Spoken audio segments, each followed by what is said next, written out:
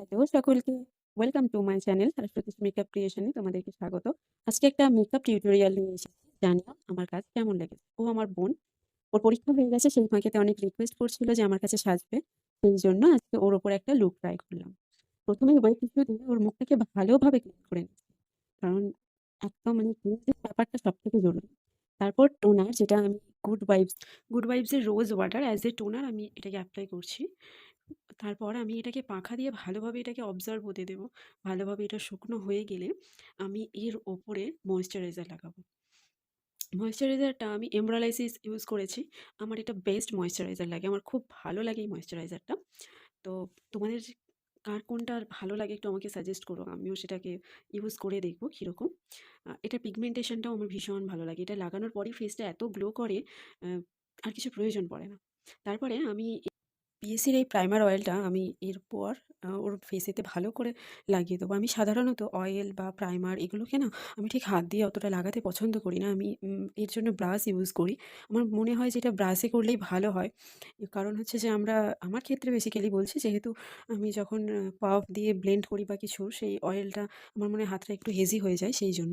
এরপর আমি লাগিয়ে নেব রিকোডের অ্যাকনি বেস প্রাইমারটা। এটাও খুব ভালো একটা প্রাইমার। আমি অয়েল প্রাইমারটা এই কারণে আগে লাগালাম, যেহেতু ওটা অয়েল আর এটা এখন শীতকাল, অয়েলটা ভালোভাবে স্কিন যদি অবজার্ভ করে নেয়, গ্লোটা ভেতর থেকে আসবে। তার উপর প্রাইমারটা লাগিয়ে নিয়ে এবার আমি পিএসির একটা স্টোভ ক্রিম লাগিয়ে নেবো। এটাও আমি কিন্তু ব্রাশের সাথেই লাগাবো। ওর যেই জায়গাগুলো হাইলাইট করার প্রয়োজন, আমি সেই জায়গাগুলোকে হাইলাইট করব। এটাও আমি ভালোভাবে ফেসে লাগিয়ে নেওয়ার পরে এবার ওর ফেসেতে একটা ডার্মা ডি30 দিয়ে ওর ফেসটা কালার কারেক্ট করব। বিশেষ জায়গায় কিছু কালার কারেকশন করার প্রয়োজন নেই।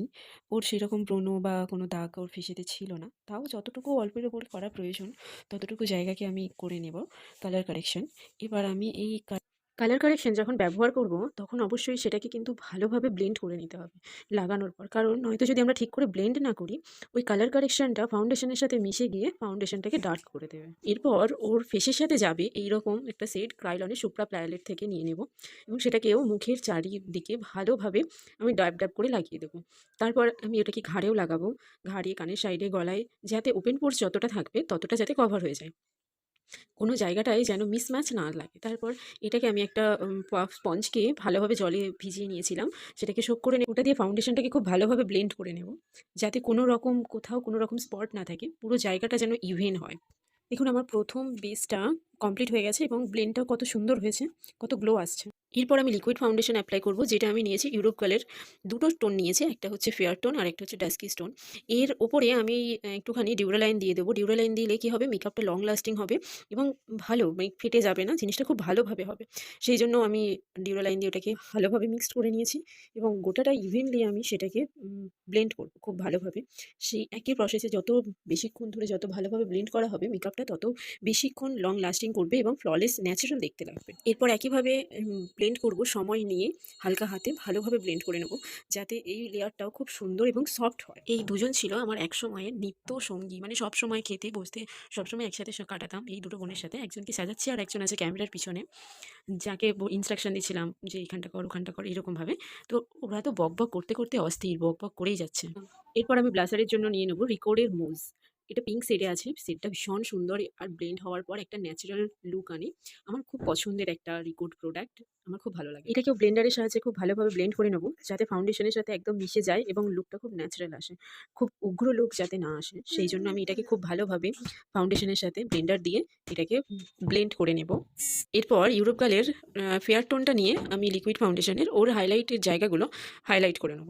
এটাও আমার এই ভালো লাগে, এটা ইউরোপ কালের এই যে ফেয়ার টোনটা দিয়ে হাইলাইট করলে বেশ সুন্দর কভারেজ আসে এবং আমার এটা খুব ভালো লাগে। আমি এটা দিয়ে কাজ করতে খুব পছন্দ করি। আমি এটাকেও খুব ভালোভাবে ব্লেন্ড করে নিয়েছি। ব্লেন্ড করে নেওয়ার পরে এটা আরেকটা আমি এরপর আমি ভালোভাবে একটু কন্ট্রোল করে নেব। এরপর আমি ইউরোপ কালের লুজ বানানা শেডের পাউডার দিয়ে পুরো মেকআপটাকে সিল করে নেব। এই বানানা শেডের পাউডারটা ইউরোপ কালের ভীষণভাবে কাজ করে এবং অনেক লং লাস্টিং হয়। প্রায় বলতে পারেন যে ওয়াটারপ্রুফ মেকআপেও আপনি এটাকে ইউজ করতে পারবেন। আর আমি পাউডার সবসময় এইরকম একটা শুকনো ব্লেন্ডার দিয়ে দিতে পছন্দ করি। এতে কি হয়, পাউডার কম লাগে এবং ভালোভাবে স্কিন আমাদের যে মেকআপ সেটা ভালোভাবে অ্যাবজর্বও করে। খুব ভালো হয় ব্লেন্ডার দিয়ে যখন আমি পাউডারটা লাগাই, আমি দেখেছি ভীষণ ভালো হয়। ব্রাশে ব্লাশের থেকে তো আমার এটাই দিয়ে ইউজ করাটা বেশি ভালো এরপর লাগে। আই ম্যাজিকের জেল লাইনার থেকে ব্রাউন শেডটা নিয়ে আমি ওর আইব্রোটা ড্র করে নেব। ওর আইব্রোটা এখনও কোনো রকমভাবে আইব্রো থ্রেডিংও করে না। আইব্রোটা তাও বেশ সুন্দর। তো আইব্রোটা করে নেওয়ার পর আমি চোখের নিচেগুলোতে আমি আই মেকআপ করার জন্য একটুখানি পাউডারটাকে বেশি করে দিয়ে দিলাম। এবার আমি আই মেকআপটা করে নেব। আই মেকআপটা ও বলেছিল যে একদম হালকার উপর, এবং ওর যেহেতু ড্রুপি আই, হুডেড বলতে পারেন, একটু হুডেড আর ড্রুপি মিক্সড, তো সেই জন্য আমি একটা স্মোকি আই করার চেষ্টা করেছি। জানি না কতটা হয়েছে, এবং পরে আবার এই আইটাকে আবার চেঞ্জ করে দিতে হয়েছিল। একটুখানি ঘেঁটে গিয়েছিল, এর ওপরে একটুখানি জেল লাইনার পড়ে গিয়েছিল বলে আই মেকআপটা পুরোপুরি চেঞ্জ করে দেওয়া হয়েছিল। একদম হালকা নিউডের ওপর রেখেছিলাম আইটাকে। এরপর হচ্ছে যে আমি জেল লাইনার দিয়ে ওর আইলাইনারটা করে নেব। আইলাইনে দেখুন একদম হালকা করে লাইনার পরাবো। বেশি গাঢ় বা বেশি টানবো না। কারণ এমনিতেই ওর চোখগুলো তো খুব বেশি ভরাট চোখ। তো সেই কারণে ফোলা, ফোলা চোখ যদি আমি বেশি টানি, জিনিসটা বড্ড অড দেখতে। এরপর এমআইয়ের এই কন্ট্যুর অ্যান্ড হাইলাইট প্যালেট থেকে ওর হাই কন্ট্যুরের সেটটা নিয়ে ওর নোজটাকে ভালো করে কন্ট্রোল করে নেবো।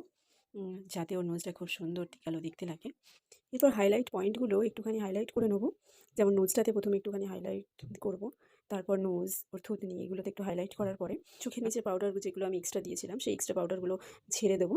তারপরে আমি ওর ফেসটাতে আই ম্যাজিকের ব্লাসার প্যালেট থেকে ব্লাসারটা ইউজ করব। আমি আই ম্যাজিকের যে ব্লাসার প্যালেটটা, এটা আমি যে ম্যাডামের কাছে শিখতাম ওখান থেকে গিফট পেয়েছিলাম।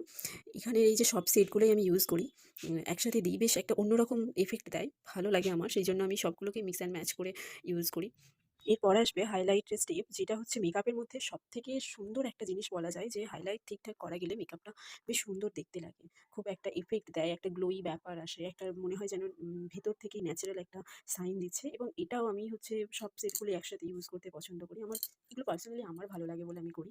আমি জানি না অন্যের হয়তো অনেক মতামত থাকতে পারে। তারপর আমি ওর লিপটাকে ড্র করে নেবো। এমনিতেই ওর লিপটা বেশ সুন্দর। তারপরেও হচ্ছে যে আরেকটুখানি আমি ড্র করে নিচ্ছি। এটাও একটা সুইস বিউটি ব্রাউন শেড দিয়ে প্রথমে লিপটাকে ড্র করে নেব।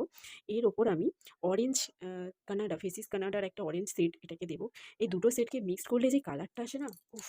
মারাত্মক দুর্দান্ত কালার একটা আসে। যেটা আমি নিজেও খুব পার্সোনালি ইউজ করি। আমার খুবই ভালো লাগে। তারপর আমি জেল লাইনার থেকে আই ম্যাজিকের ব্ল্যাক কাজলটা নিয়ে আমি আইলিডে লাইনার পরিয়ে নেব। তারপরে আমি হচ্ছে যে ওর কলকা আঁকতে শুরু করেছি। কলকাটা বেশ মেইন একটা পার্ট। আর এই সময় আমি ফোনে কথা বলছি, একটা ফোন এসে গিয়েছিল যার জন্য মুডটা অফ হয়ে গিয়েছিল। জানি ওর লুকটা কেমন হয়েছে দেখো তোমরা।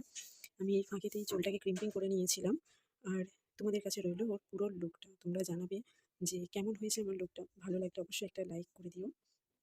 ধন্যবাদ এতক্ষণ ধরে আমার কাজটাকে দেখার জন্য। Thank you. মেকআপ চলাকালীন শেষের দিকে ফোন এসে যাওয়াতে কয়েকটা ভিডিও ক্লিপ নেওয়া হয়নি। তো মার্জনা করে দিও।